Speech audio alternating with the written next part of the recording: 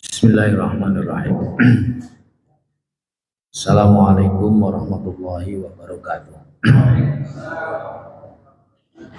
Alhamdulillah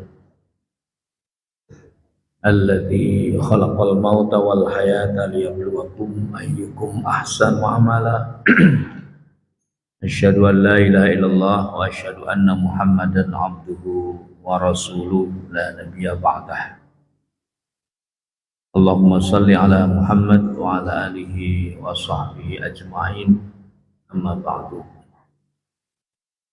Wa qala Allah ta'ala fil Qur'anil Karim, a'udzu billahi minasy syaithanir rajim. Bismillahirrahmanirrahim.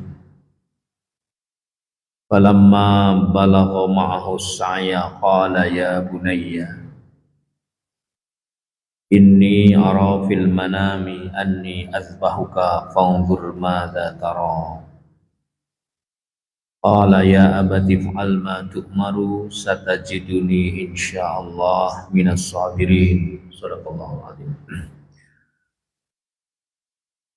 Para bapak dan saudara-saudara sekalian, jamaah Masjid Umar bin Khattab, bersyukur pada sore hari ini, malam hari ini kita kembali bisa hadir di masjid ini untuk sama-sama melaksanakan sholat maghrib berjamaah, dilanjutkan dengan ta'lim kita pada malam hari ini. Mudah-mudahan kehadiran kita di masjid ini akan menjadi catatan amal soleh di sisi Allah Subhanahu wa Ta'ala. Salawat serta salam semoga Allah curahkan pada junjungan kita Nabi Muhammad sallallahu alaihi wasallam, pada keluarganya, kepada sahabatnya, dan kepada kita semua sebagai penerus risalahnya. Ada pertanyaan beberapa hari terakhir ini yang muncul dalam kajian-kajian yang sering saya sampaikan. Apakah ada aspek ekonomi dalam ibadah kurban yang disyariatkan oleh Islam? Jawabnya pasti ya, bahwa ada aspek ekonomi yang sangat besar ya dalam ritual ibadah kurban. Jadi bisa disimpulkan sebagai satu kesimpulan awal bahwa ada korelasi positif antara ibadah kurban dengan pertumbuhan ekonomi. Jadi kalau dalam sebuah riset, ketika kita ingin melakukan penelitian, betulkah bahwa di dalam kurban itu punya efek, punya dampak terhadap pertumbuhan ekonomi, maka jawaban hipotesanya begitu, bahwa ada hubungan, ada korelasi yang positif antara ibadah kurban dengan ekonomi. Tentu sebelum kita membahas secara spesifik tentang itu, kita ingin coba berikan pandangan tentang apa sih sebenarnya filosofi ya, kemudian aspek legal serta makna daripada ibadah kurban itu. Bapak-bapak sekalian dan ibu-ibu sekalian, dalam ibadah kurban yang disyariatkan sekian ribu tahun yang lalu kepada Nabi Ibrahim, itu punya beberapa dimensi ya. Ada dimensi spiritual, ada dimensi sosial, ada dimensi ekonomi. Jadi lengkap sekali. Bahkan kalau kita baca dalam perintah-perintah ibadah dalam Al-Quran yang disampaikan Nabi, semua ibadah itu selalu setidak-tidaknya 3 poin ini pasti ikut. Aspek spiritual, aspek keberagamaan, ada aspek sosial, ada aspek ekonominya. Puasa juga sama ya. Tentu kita sedang bahas kurban, tapi paling tidak sebagai sebuah perbandingan, dalam puasa pertumbuhan ekonomi itu signifikan, Pak. Ya, kalau lihat di Ramadan itu kan bagaimana para pedagang ekonominya bergeliat, ya, para produsen makanan meningkat omsetnya gitu. Kemudian juga di akhir ada pengumpulan filantropi dalam bentuk zakat, itu juga bagian dari ekonomi. Jadi Allah rupanya ketika mensyariatkan satu ibadah, efeknya tidak hanya pembentukan karakter secara itu, meningkatkan pendapatan ekonomi yang dalam bahasa yang kita sederhanakan kesejahteraan. Walaupun itu bukan dari misi utama, tetapi efek dari semua ibadah yang diperintahkan Allah punya efek peningkatan kualitas ekonomi dan kesejahteraan. Puasa Ramadan itu bisa lihat, ya. Kalau manajemen zakat dikelola secara profesional masa-masa Ramadan, masa-masa Ramadan itu kan musim filantropi. Musim filantropi itu musim di mana ada zakat fitrah, ada zakat mal, ada jual beli, ada transaksi, ada lagi ya macam-macam lah, ya. Ada lagi ya macam-macam lah, ya. Kalkulasi secara ekonomi, potensi ekonomi sangat besar sekali. Jadi ekonomi Islam itu universal, tidak hanya terkait dengan persoalan akad, tidak hanya masalah-masalah yang terkait dengan transaksi, banyak sekali, ya, Ramadan. Nah, bagaimana ibadah kurban itu? Nah, tadi saya sampaikan bahwa ibadah kurban itu ada dimensi spiritualnya. Dimensi spiritual pertama yang bisa kita ambil hikmahnya, Ibrahim melalui kurban mengajarkan kepada kita bahwa kekuatan mendasar untuk menghadapi kehidupan itu adalah kekuatan tauhid spiritual. Makanya bapak-bapak, Nabi Ibrahim itu dikenal sebagai bapak monoteisme. Apa monoteisme itu? Nabi yang pertama kali, ya bukan pertama kali sebenarnya, yang salah satu misi utamanya adalah mengajarkan tentang Tuhan itu satu. Karena pada masa Ibrahim itu Tuhan kan banyak, Pak, yang diakui oleh mereka, bukan.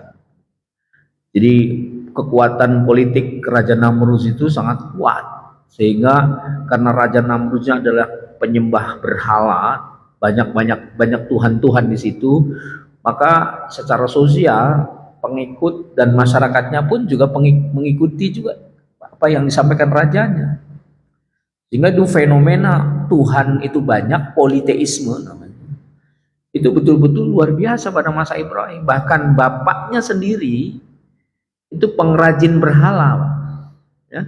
Bapaknya Nabi Ibrahim itu pengrajin berhala yang kemudian disuplai berhala-berhala itu untuk disiapkan sebagai tempat sesembahan yang di atas instruksi dari Raja Namrud, kekuatan politik yang besar pada waktu itu. Sehingga Nabi Ibrahim datang membawa misi, ya, mencari Tuhan satu itu nggak sederhana, Pak. Itu perjalanan Ibrahim panjang. Dia lihat matahari, karena nggak ada yang bisa membimbing di awal-awal. Dia melihat matahari, wah ini rupanya Tuhan, karena dia memberikan kehidupan. Ketika matahari terbenam di ufuk barat, muncul bulan, wah ini kayaknya Tuhan, kata Ibrahim kan. Bintang-bintang, bulan, matahari dianggapnya sebagai Tuhan, tapi kemudian tidak abadi. Ibrahim mengalami skeptis, ragu, nggak mungkin Tuhan ini seperti ini. Maka dalam pencariannya mencari Tuhan, Ibrahim kemudian menemukan bahwa Tuhan itu tidak pernah hilang dan tidak pernah berhenti bergerak dan selalu ada dan nggak mungkin nampak secara fisik. Maka ketemulah Ibrahim atas dasar hidayah dari Allah menemukan Allah lah Tuhan satu-satunya di muka bumi. Maka beliau dikenal dengan bapak monoteisme, bapak yang menganjurkan tentang perlunya Tuhan itu hanya satu, Allah.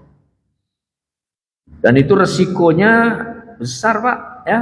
Berdakwah dalam sebuah komunitas yang menganggap Tuhan itu banyak, Ibrahim membawa misi Tuhan itu hanya satu, kan resikonya mati, Pak.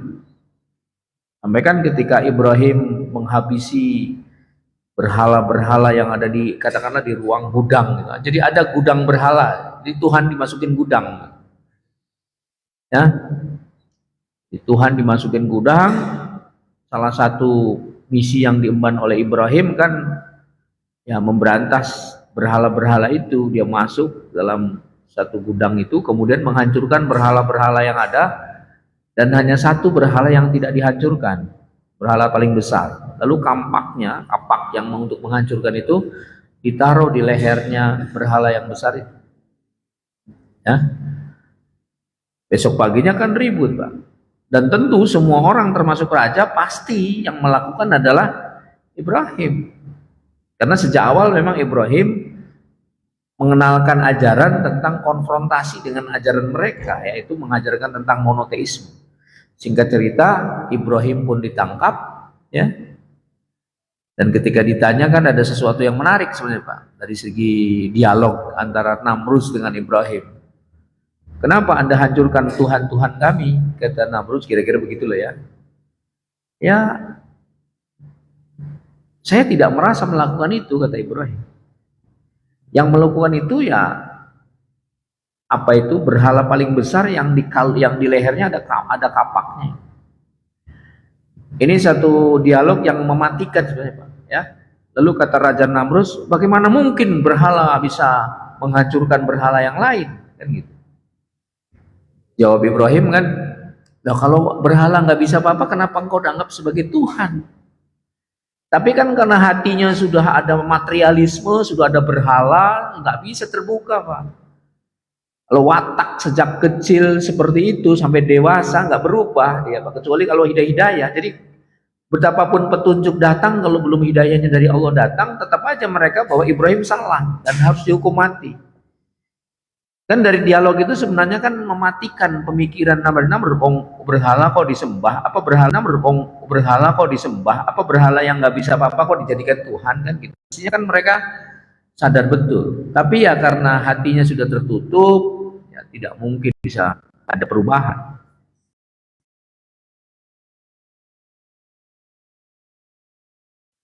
Cerita akhirnya Ibrahim pun dihukum mati kan. Tapi kan atas izin Allah ketika dilempar ke api, ini kepasrahan itu menghadirkan keajaiban. Jadi ketika Ibrahim udah pasrah total, mau dilempar ke api, itu menurunkan keajaiban dari langit, tiba-tiba api itu dingin atas izin Allah. Tawakal dan pasrah. Jadi kepasrahan seseorang yang diberi contoh oleh Ibrahim itu.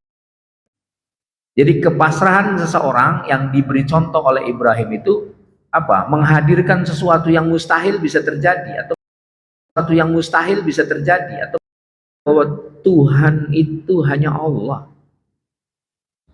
Surat Al-Baqarah Allah berfirman gini, Allahu waliyul ladzina amanu az-zulumati illan nur walladzina kafaru awliya'uhumut taghut yukhrijunahum minan nuri ilaz zulumat. Allah adalah pemimpin. Ini sepakat para ulama bahwa kehadiran Ibrahim ke muka bumi ini membawa misi ketuhanan. Ini yang disebut dengan aspek spiritual dalam ibadah yang dibawakan oleh Ibrahim, menempatkan Allah di atas segala-galanya. Kalau orang sudah menempatkan Allah di atas segala-galanya, itu jelas kata Allah, yukhrijuhum minaz zulumati ilan nur, dia akan dikeluarkan dari jalan yang gelap menuju jalan yang terang. Dari kemiskinan menjadi kesejahteraan ekonomi, dari kebodohan menjadi kepandaian, dari kekisuhan menjadi kedamaian. Kalau orang sudah menganggap Allah, dan itu ya kalau menganggap Allah sebagai pemimpinnya, ya. Dan itu yang pertama yang diajarkan Ibrahim tentang aspek dimensi spiritual. Jadi ketika kita takbir sejak kemarin itu, Allahu Akbar dan seterusnya, takbir, tahmid, tasbih, tahlil yang kita baca itu sebenarnya adalah ekspresi pengakuan bahwa tidak ada satupun yang menjadi tujuan kita bergerak, hanya Allah. Berbisnis karena Allah, datang ke masjid karena Allah, ngurus organisasi karena Allah, jadi dosen karena Allah, bekerja di kantor karena Allah. Itu Pak, itu ajaran Ibrahim. Dan ini semua sudah terjadi deviasi di era modern, terjadi penyimpangan. Orang bekerja bukan lagi karena Allah, Pak. Jadi sebenarnya sangat hebat sekali ajaran Ibrahim itu. Jadi suami harus suami karena Allah. Bapak datang ke masjid ngapain ke sini? Ya saya kan sholat maghrib, ya. Kalau nggak sholat kan dosa. Kalau cuma itu ya ada beban, ya. Tapi ini kan pengakuan saya datang ke masjid karena Allah.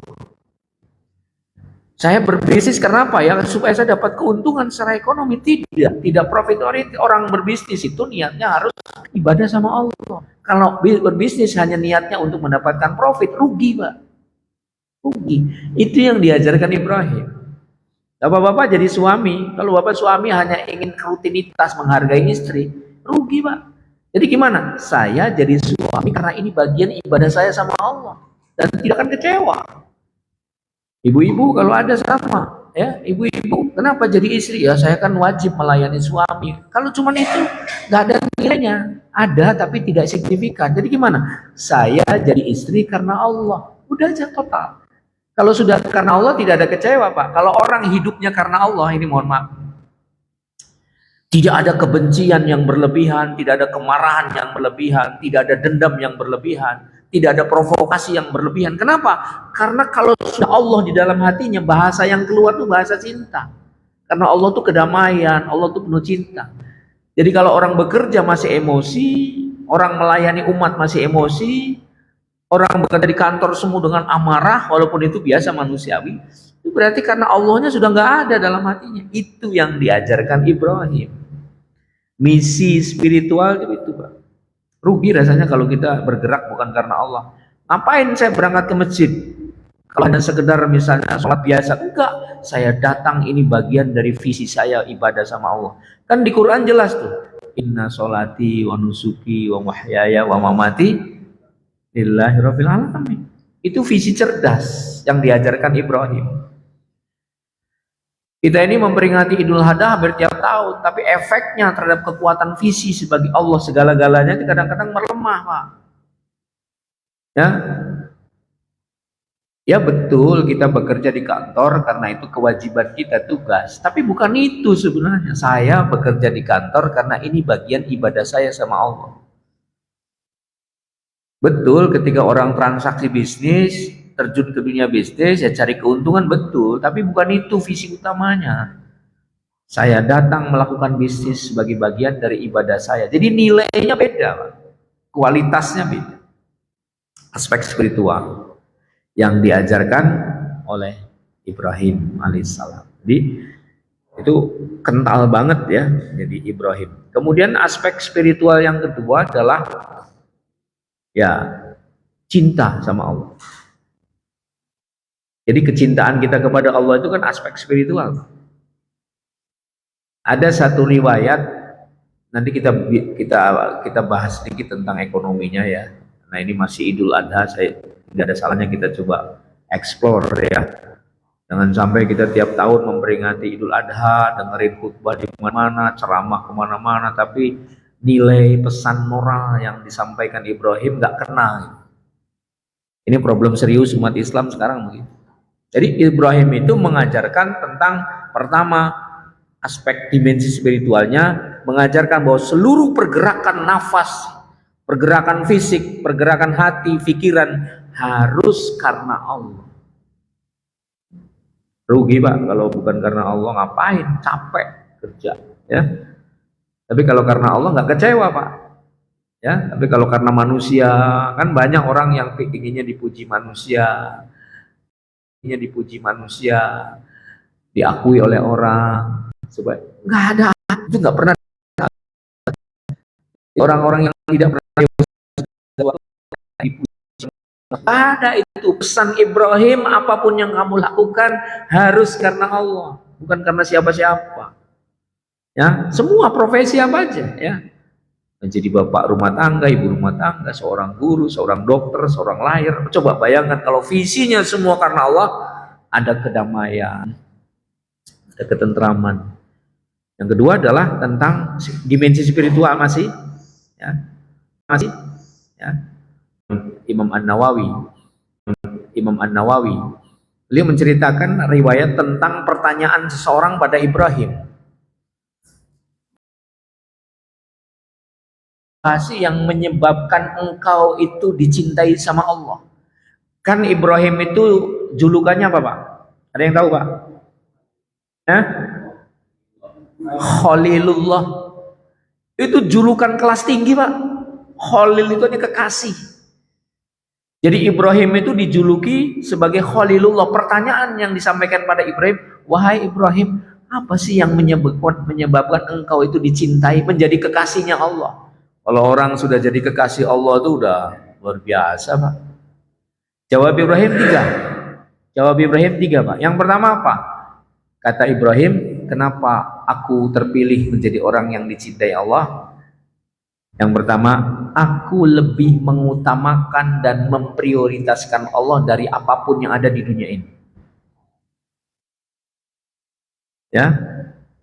Jadi kalau orang sudah memprioritaskan Allah di atas segala-galanya, ya sudah, itulah potensi besar Allah akan menghadirkan cinta kepada kita. Ya gampangnya ginilah, Bapak lagi kerja, ya kan? Atau lagi beraktivitas. Tiba-tiba datang waktu sholat, yang contoh gampangnya, mau mengerjakan pekerjaan yang sudah tanggung, atau mau meninggalkan untuk memilih Allah. Kan kita dihadapkan pilihan. Nah kalau kita ingin dicintai Allah, pekerjaan sepenting apapun tuh harus berhenti, Pak, kalau ada azan tuh. Kan begitu. Sekarang kan tidak, ya. Ada rapat, ya kan, sering kita contohkan. Begitu ada suara azan, bapak-bapak, ada suara azan, kita skor azannya, apa? Rapatnya. Setelah azan selesai kita lanjutkan rapatnya. Sholatnya nggak dilanjutkan Pak, cuman skor azan aja. Kan itu, ya kalau bahasa kitanya sih, membiarkan Allah menunggu di tempat sholat. Kan keterlaluan. Ilustrasi dalam bisnis begini Pak, kalau Bapak hidup di perusahaan, saya lah perusahaan. Saya jadi bawahan atau kita jadi bawahan. Tiba-tiba ada pimpinannya ngontak. Saudara segera menghadap saya, ada sesuatu yang penting. Kira-kira begitu. Lalu kita sedang sibuk, lalu jawab, mohon maaf Pak, saya sedang ada yang dikerjakan, lain kali aja. Kira-kira gimana Pak? Pecat Pak, besoknya langsung dipanggil, keluar kamu dari perusahaan ini. Itulah Allah. Jadi sama pimpinan perusahaan saja kita dipecat gara-gara kita nggak mau datang. Allah yang bilang ketika kita sedang bekerja, Allah manggil dengan azan. Lalu kita santai dengan pekerjaan itu, biarkan aja. Itu Allah luar biasa Pak. Yang memanggil kita itu bukan pimpinan di perusahaan, tapi Allah yang memberi kehidupan, yang memberikan jantung kita berdetak, yang nafas kita terus mengalir, semua darah kita semua hidup. Allah yang manggil. Jadi harusnya tinggalkan semua pekerjaan. Itu kira-kira analoginya. Nah dasarnya apa?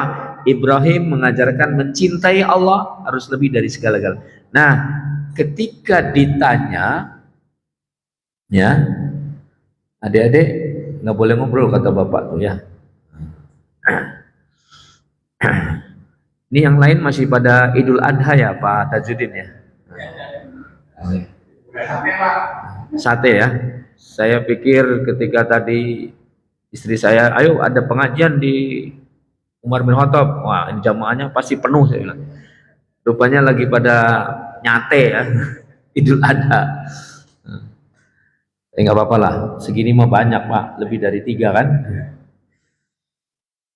Ya, jadi pertanyaan orang kepada Ibrahim, kenapa? Apa yang menyebabkan engkau menjadi Khalilullah? Yang pertama apa? Karena aku memprioritaskan Allah dari siapapun. Mulai itu pesan Idul Kurban Pak.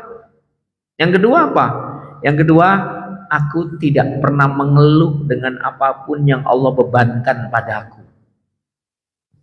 Bapak-bapak, ibu-ibu suka mengeluh nggak dalam hidup ini? Pernah mengeluh nggak atau paling tidak? Sering. Bagaimana Allah mau mencintai, mengeluh aja kan gitu? Enggak Pak. Ini saya seringkali kalau ke jamaah tuh, ini bukan cuma ngaji kuping, saya bilang nih, ngaji membentuk karakter. Jadi gimana? Jangan pernah mengeluh mengeluh itu apa? Kan ada satu hadis, barang siapa man asbaha wa huwa yashku an diyakil ma'ashi, ya dalam bahasa Arab nih hadis Nabi, barang siapa yang pagi-pagi mengeluhkan kesulitan ekonomi pada orang lain, dia sesungguhnya sedang tidak ridho kepada Allah Subhanahu wa taala. Allah marah itu. Jadi gimana? Ekonomi kolab kita syukuri, gitu kan? Sakit kita syukuri, gitu kan? Karena mengeluh tidak menyelesaikan masalah, Pak. Sok teori manapun, Bapak punya masalah ekonomi misalnya, lalu kita mengeluh, kira-kira dengan mengeluh selesai nggak Pak? Selesai. Masalah ekonomi udah satu problem, mengeluh jadi dua problem. Tapi kalau kita ada masalah, kita hadapi, kita selesaikan dengan kesabaran, minimal masalah itu menjadi netral. Seringkali kan kita gampang mengeluh. Pantesan Allah nggak mau mencintai kita karena hari-hari kita penuh dengan mengeluh. Ini penting ini Pak. Jangan suka Pak, ibu-ibu ya apalagi suka mengumbar kesulitan ekonominya pada tetangga. Itu Allah marah itu. Aduh saya sih ekonominya bangkrut, dari kemarin nggak belanja-belanja, nggak mau. Ngapain? Apa gunanya cerita pada orang? Ceritakan pada orang itu fa'amma binikmati rabbika fahadis. Ini surat Ad-Duha. Kalau kamu punya kebahagiaan, punya rizki yang banyak, punya nikmat, ceritakan pada orang lain supaya bisa berbagi kebahagiaan. Jangan kesulitan yang diceritakan pada orang. Nah kita kan sering Pak, nah, mengeluh. Jadi kalau ingin dicintai Allah, ingin jadi khalil seperti Ibrahim, jangan banyak mengeluh dengan apapun yang Allah. Bahkan sakit pun ya kita syukuri. Yang ketiga, ini ekonomi nih. Kenapa Ibrahim itu dicintai sama Allah? Kata Ibrahim, aku tidak pernah makan di waktu pagi dan aku tidak pernah makan di waktu sore sebelum aku bisa berbagi pada orang lain. Jadi Ibrahim itu hanya mau makan ketika sebagian makanannya diberikan pada orang lain. Itu yang disebut dengan filantropi, itu yang disebut dengan empati. Jadi pantesan Allah tidak mencintai kita kalau kita makan sendiri aja gitu. Kan dalam hadis kalau suami makan sate ya istrinya harus makan sate, kecuali kolesterol. Ya, maksudnya pesan moralnya apa Pak Beri? Jadi kalau kita suami makan, istri juga harus makan. Bahwa menunya berbeda itu lain masalah. Artinya apa? Ada kepedulian kepada orang lain sebelum kita mengkonsumsi sesuatu, menikmati sesuatu. Itu yang dilakukan Ibrahim, dan Ibrahim tuh nggak pernah makan sebelum makanannya diberikan pada orang lain, Pak. Itulah syarat dicintai oleh Allah. Pertama tadi apa? Memprioritaskan Allah dari segala-galanya. Yang kedua apa tadi Pak? Tidak pernah mengeluh dengan apapun yang Allah bebankan padanya. Dan yang ketiga selalu berbagi, empati. Itu aspek spiritual. Jadi dimensi spiritual dalam ibadah korban tadi, Allah di atas segala-galanya. Yang kedua cinta Allah harus di atas segala-galanya. Nah, ini surat yang tadi saya baca ini kan dimensi spiritual tapi berbentuk cinta sama Allah.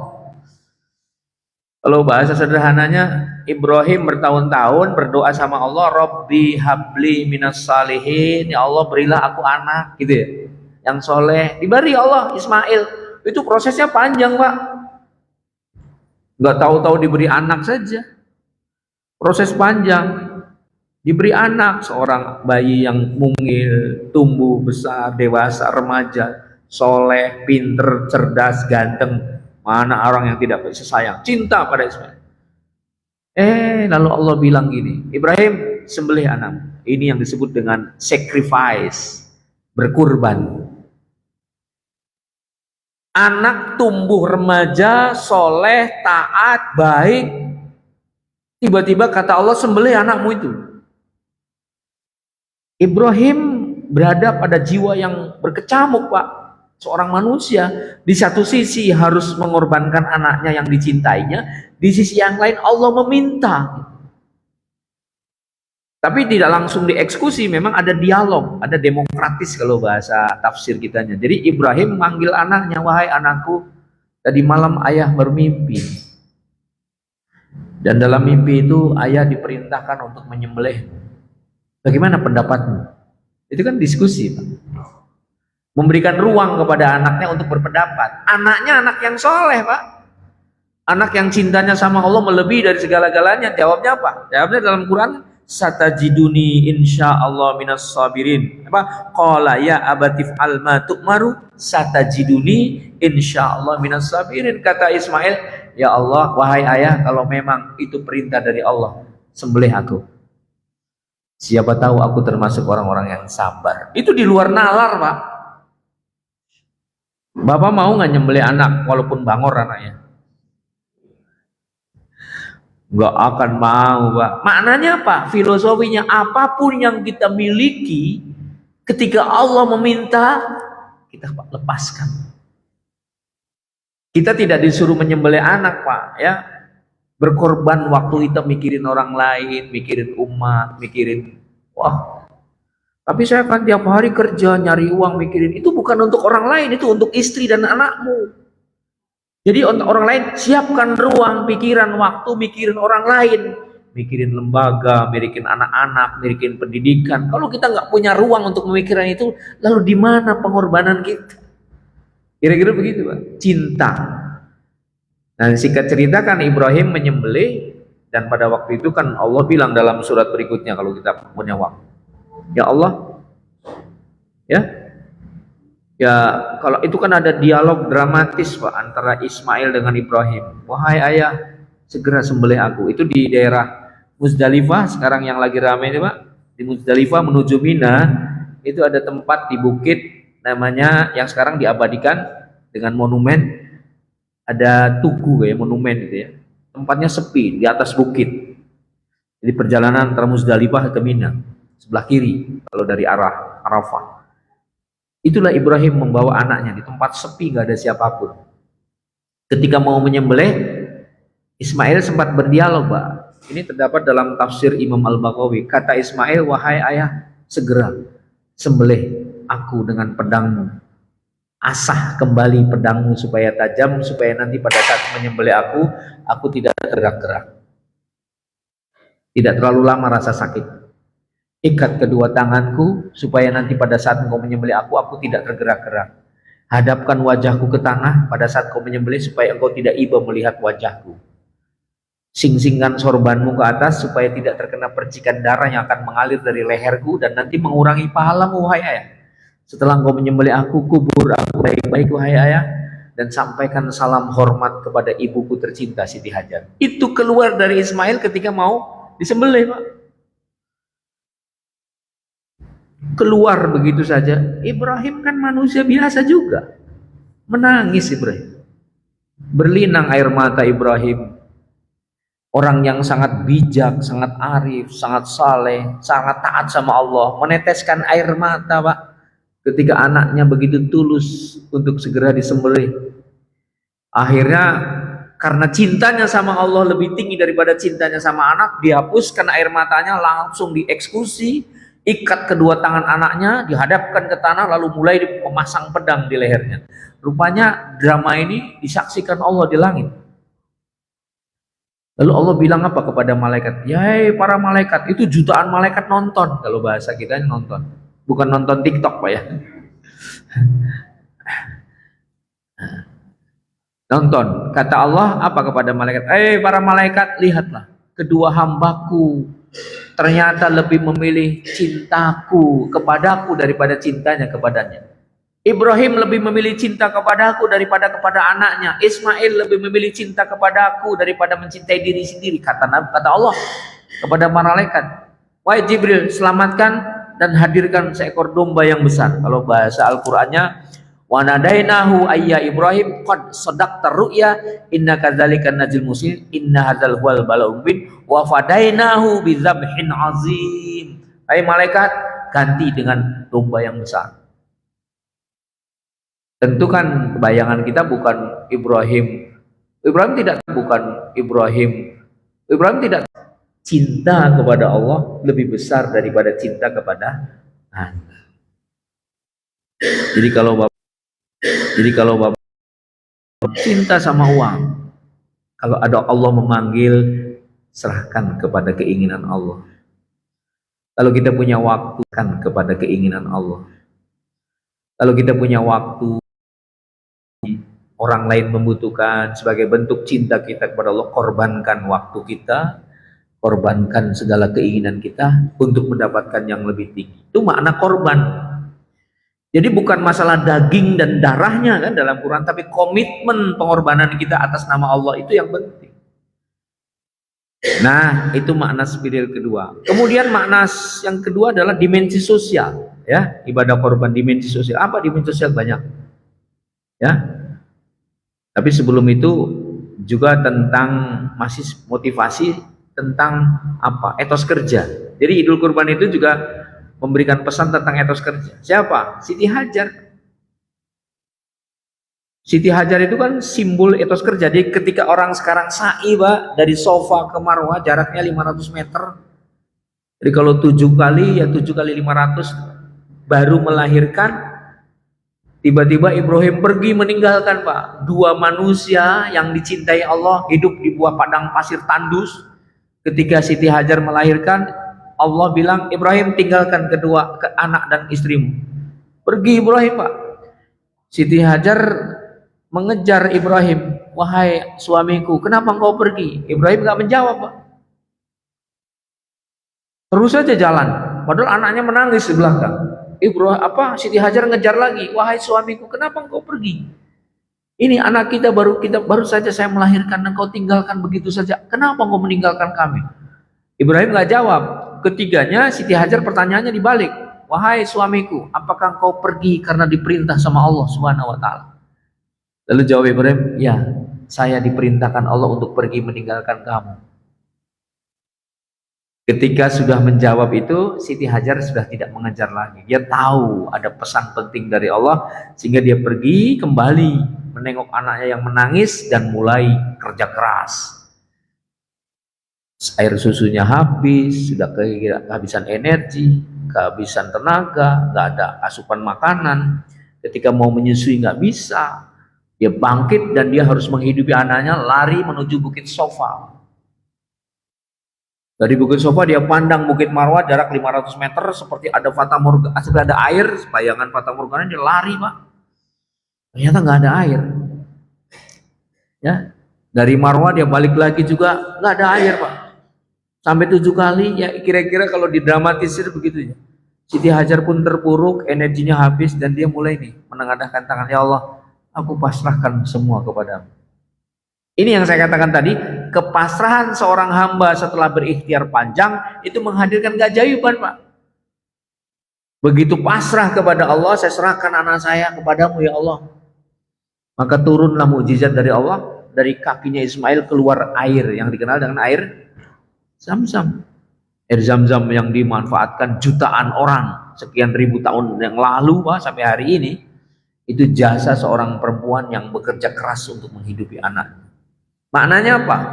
Kurban dan Idul Adha mengajarkan etos kerja.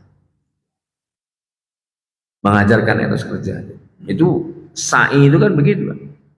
Kerja keras untuk menghidupi anak. Dan yang terakhir apa? Ya, dimensi tadi, dimensi spiritual, dimensi sosial, ya. Ya, dimensi sosial dalam kurban kan bisa kita lihat, Pak. Pada saat berkorban hampir tiap rumah orang pegang sate semua sekarang. Itu kan dimensi sosial, Pak. 1 tahun lamanya banyak di antara kita yang tidak makan daging, Pak. Tapi begitu ada kurban, semua menikmati daging. Terlepas bagaimana cara memperolehnya itu urusan mereka. Tapi bahwa kurban memberikan peluang kepada orang-orang yang tidak terbiasa makan daging, hari ini semuanya menikmati daging. Dimensi sosial, ya, dan pendidikan lain tentu tadi ya. Terus apalagi dimensi ekonomi pasti, Pak.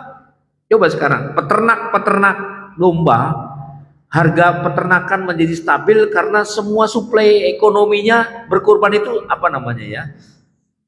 Distribusi binatang ternak setiap hari kurban itu sangat stabil, Pak. Ini membuat harga pun terkontrol dengan baik. Dan para peternak domba, peternak sapi tiba-tiba panen dalam waktu 1 tahun. Distribusi ekonomi, Pak. Apalagi yang bisa kita rasakan, Bapak Ibu, ya. Bapak Ibu lihat sekarang ibadah haji, berapa juta orang datang, mereka yang berkurban, apalagi yang dam tamatuk itu, bukan Pak bayar kambing itu, Pak, ya. Itu kan pertumbuhan ekonomi, Pak. Allah mendesain, ya, sedemikian rupa. Salah satu ibadah yang punya efek terhadap pertumbuhan ekonomi adalah kurban, Pak. Ibadah haji itu. Secara keseluruhan ibadah haji lah, ya, spesifiknya kurban. Kalau ibadah haji kan pertumbuhan ekonominya luar biasa, Pak. Ya.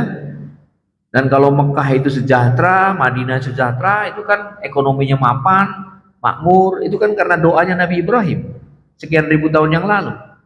Nabi Ibrahim pernah berdoa, ya Allah, jadikan negeri ini negeri yang aman, jadikan negeri ini negeri yang aman, anugerahi rizki yang berlimpah, utus seorang manusia yang bisa memimpin mereka. Terbukti doanya, Mekah Madinah menjadi makmur, menjadi salah satu pertumbuhan ekonomi paling pesat, negara tandus tapi menjadi negara terkaya di dunia hari ini, ya. Karena tadi di antara doanya. Jadi itu artinya bahwa ada efek ekonomi dari ibadah-ibadah yang diperintahkan oleh Allah, termasuk ibadah haji. Itu berapa? Itu maskapai-maskapai pesawat terbang dari seluruh dunia, pertumbuhan ekonominya menaik, Pak. Ya, datangnya orang ke Mekah itu tidak hanya aspek spiritual yang terbantu, aspek keagamaan, tapi aspek ekonomi, Pak. Hotel-hotel di Mekah pada laku, Pak. Pertumbuhan ekonomi, pedagang-pedagang juga terlepas dari sekarang sangat ketat, tapi yang jelas efek ekonominya sangat luar biasa. Kurban juga sama, ya. Distribusi kurban juga luar biasa banyak. Tiba-tiba ketika kemarin saya lewat di jalan-jalan nggak terbiasa itu orang jualan tusuk sate, Pak, di mana-mana. Betul, Pak, ya? Itu bukan main-main, Pak. Efek keberkahan dari ibadah kurban. Orang pada beli, Pak. Pertumbuhan ekonomi meningkat. Jadi kalau tadi dikatakan dalam hipotesa saya ada korelasi positif antara kurban dengan pertumbuhan ekonomi, memang konkret, Pak, real di lapangan seperti itu. Kira-kira begitu ya Bapak-bapak, ya. Jadi memang tidak banyak kajian ekonomi kita ini, mumpung masih hangat Idul Adha ya Pak ya, saya sedikit memberikan ya semacam penjelasan lah ya, dari perspektif yang berbeda, bahwa ibadah kurban itu ada dimensi spiritual, ada dimensi sosial, ada dimensi ekonomi. Nggak terbantahkan, Pak, bahwa persoalan kurban ini punya efek terhadap pertumbuhan ekonomi, pasti, ya. Saya kira itu. Ada pertanyaan nggak kira-kira Bapak Ibu? Udah azan belum, Mbak? Belum ya? 2 menit lagi? 3 ya? Monggo silakan, barangkali masih ada waktu 2 menit ke depan. Nggak ada ya? Silakan, Pak.